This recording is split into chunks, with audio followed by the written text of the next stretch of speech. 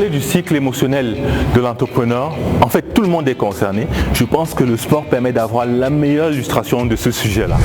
Quand vous vous lancez au sport, prenons le cas de la musculation, en fait, au départ c'est l'euphorie, vous avez la niaque, vous êtes dans un état d'optimiste mais inconscient. Au bout de quelques semaines de travail, quand vous regardez votre corps, vous réalisez que rien n'a changé. Et là, vous passez d'optimiste inconscient à pessimiste, mais conscient de ce que ça ne va pas être facile. Pour ceux-là qui vont continuer à travailler, au bout de quelques mois, en général, pour ceux qui font dans la musculation, vous perdez du poids. Et là, c'est la panique, c'est l'état de désespoir. La plupart abandonnent à ce stade-là.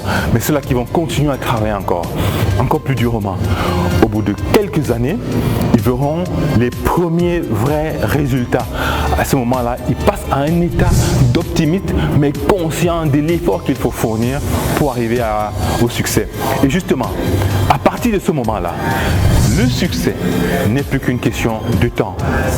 Chez l'entrepreneur, les premiers jours, on est certain qu'on va casser la baraque.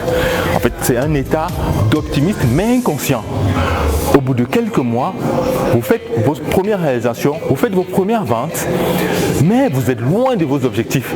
Et donc, vous passez à un état de pessimiste, mais conscient de ce que le chemin va être long. Pour ceux-là qui vont continuer à travailler, sur les premières années, les problèmes se multiplient, c'est la panique.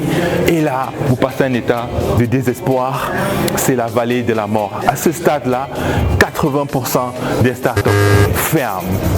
Mais ceux-là qui auront la témérité de continuer à travailler plus durement, au bout de 5 à 7 années, les premiers vrais résultats se font voir et vous passez dans un état d'optimiste conscient. Et à partir de ce moment-là, le succès n'est plus qu'une question de temps.